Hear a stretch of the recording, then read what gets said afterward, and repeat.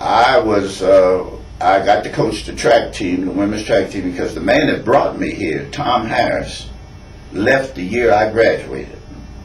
He went to Virginia Union as athletic director, head football coach, head track coach, head everything. And he left, and the president, W.S. Davis, asked him who would he recommend to take his place. Now, I was waiting around here in the summer for a high school job. I really had my mind set on coaching football or basketball. I wanted to get a high school, so I was around here working and just waiting on something to come in to coach football or basketball. So in the meantime, Tom Harris told the president that he recommended me for the job. So with the president, had somebody come over and get me, because I was still in the dormitory. This was in the later part of June or July, because school had been out and everything. So I said, he sent his administrative assistant over and told me he wanted to see me in the morning. So I thought to myself, no, what did I do? People, I just graduated from here. Are they putting me out the dormitory? So I went over and in the morning and talked with him, W.S. Davis.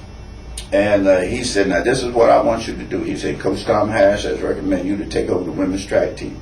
Because at that time, they ain't had no track team. I mean, we only had about 3 girls here, and nobody was on scholarship. They were on work aid. So I said, he said, I want you to run the post office, go to grad school, and coach the women's track team for $150 a month. Well, when you don't have nothing, that sounds good.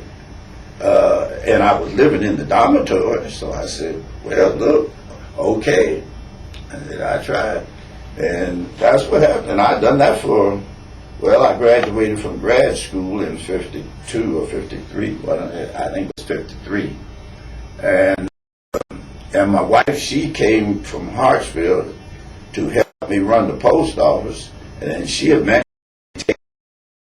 the post office and ran it, and I had my office in the post office for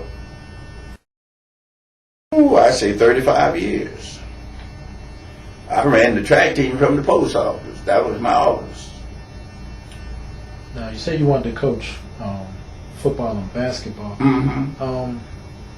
and I know playing a sport and coaching it a little bit different, and especially coaching women's track team. So how did you learn to coach women's track?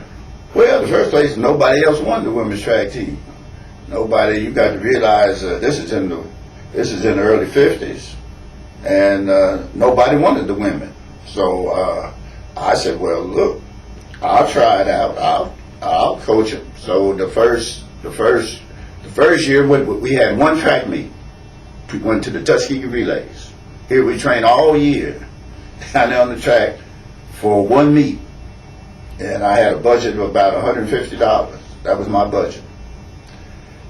And we went to one track meet, Tuskegee Relays. We didn't do too much that first year. We only had about 3 or 4 girls, and as I said before, they were on work aid. And then the second year we had 2 track meets. We went to the Tuskegee Relays and the Alabama State Relays. And we ended up, we had about 6 or 7 girls on the team. We still ain't had no scholarships. And as time went on, we moved up the line and we got a little larger budget. We went from 150 to 300 to 500 to 1,000 to 1,500. As we moved along, we went up a little bit at a time and everything. So that's how I started to move along.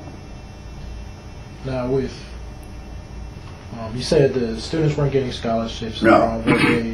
You know, when I break it down, Wilma Rudolph, Wyman Tice, Edith McGuire, all my gold medal winners, only one gold medal winner that I had got an athletic scholarship, and that's Cheeseburg. That's the lady that taken my place here at Tennessee State and is the track coach now.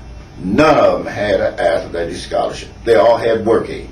They all had to work 2 hours a day, and they didn't get no books. They had to buy the books and everything. So for my first 18 years, Nobody. Cheeseburg was the first woman that I had that got an athletic scholarship the same as the football team and basketball team. None of them had an athletic scholarship. And I had to go to the governor to get that. I went to the governor of the state of Tennessee because I was getting ready to leave. And he just didn't believe it. He didn't believe it. He just didn't believe that these girls had accomplished as much as they had accomplished. At that time, that was around 1967, 68. Wilma Rudolph won her gold medals in 60. Tyus won hers in 64, 68. And all the rest of them won them in 1960. So, but still, the school didn't have no scholarships for women. I went to the athletic director, the president, everybody else. They said, well, girls have done great, but we don't have no scholarship for the girls. They're all taken in football and basketball. So I was getting ready to leave.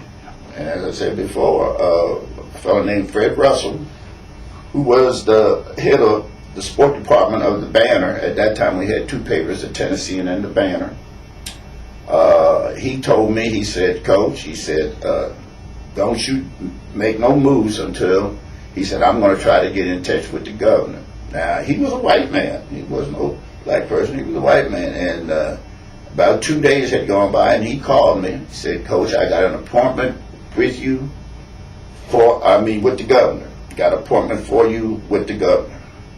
So I went down to the governor's office, and I told him the same story I told you. I said, now look, I've been coaching out there for 18 years. We done set world records, Olympic records. We done everything. Won national championships. We won everything. But we don't have any scholarships. And he just didn't believe it. He picked up the phone and he called the Commissioner of Education. And he told the Commissioner of Education that I wasn't going no place. He said, we're going to keep him here and he's going to have some scholarships. So by the time I left the Capitol down there, by the time I come out here, I had some scholarships. And I had a new track. Not the track now that we have over there, but the track around the football field.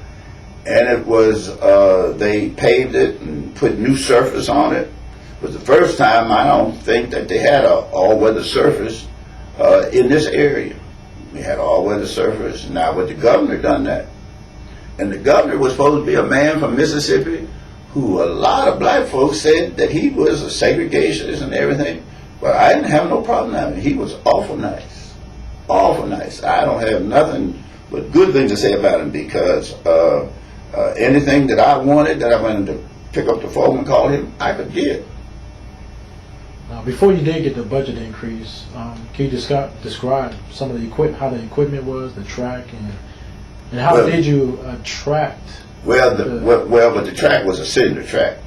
The cylinder track, equipment, that was zero. That was minus zero. It was minus zero for the first 3 or 4 years. You just came out in your gym things that you wore in gym.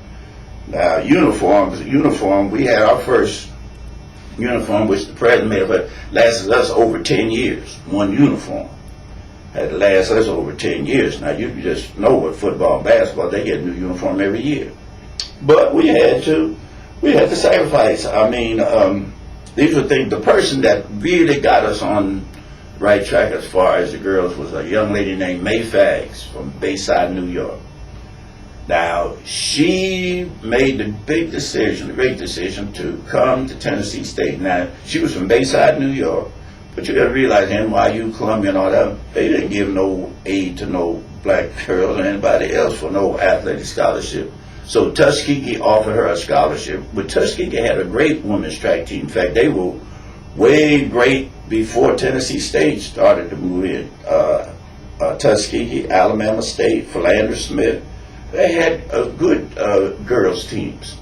And so May Fags decided to come to Tennessee State. Now, we almost lost her. She came to Tennessee State in 1952. And after she got down here, she found out that coming out of New York, coming here, but for track, it's almost like day and night. Because we didn't have, track was all beat up. We didn't have no equipment. We gone to 1 or 2 meets a year. she was ready to go back home. I really had to talk to her, wasn't no doubt about it, because she was used to running in Madison Square Garden and running up in them big meets, and here she come down here and we don't have nothing. But she's the one that started us and really put the fire in us. And we won our first national championship in 1955. And it was the first national championship that Tennessee State ever won. Now, we won black championships in football and in basketball in the 40s, 47 and right on up through, but we never won a national championship. The girls were the first group to win a national championship. And we won that in Ponca City, Oklahoma in 1955. And from that time on, we won 15 national championships in a row, outdoor, and run something like 13 championships indoor. Now, indoor, that's a story by itself. We had to run through the gym doors to practice for indoor track. So that when we went to a place like Madison Square Garden and stuff, when you run on a bank surface track, we didn't have no bank surface track. We didn't have no indoor track, period. We had to run through the gym doors in order to run a 50-yard dash. And then we had to hit the wall within 10 yards after you finished. And that's something else when you're running all out. And we couldn't wear track shoes indoors because we were practicing on a gym floor. So we didn't put track shoes on until we got to the place where we were going to run. And when we ran our first meet in Madison Square Garden, we left here in a station wagon, and we didn't stop but just to eat some Christmas or something until we got to New York, because there wasn't no place to stay. When we went to the Tuskegee Relays, when we first were there, we had to go to the restroom out in the field. I had to stop the van and pull over to the side so they could hit the field, because you couldn't go to no restroom. You was lucky that you could get some gas, and you know you wasn't eating until you got to the place where you was going to run, and that was Tuskegee at the time. So all these things, they went through a whole lot of things. When I look back at it, I don't see how we survived. I tell you the truth. When you look back at it now, but it was that determination that the girls were determined that they weren't going to be no second-class citizens. They were determined that they was going to get some scholarships too. And what we went through and what we done in order to get them, but they finally got them, because they wanted to show that given the opportunity, they could do just as good or greater than the boys. In which, when it came out to the end, when you look at it back then now, I mean, but from that time to this time, and the history of the program and everything, you just can't compare. Although we've had boys play pro football, pro basketball, and everything, but I don't think there's a school in the country can say they put 40 people on the United States Olympic team, and 40 graduated with their degrees. That don't even happen now. And they got all these schools that have programs, everything. You don't have that graduation rate, but we got it.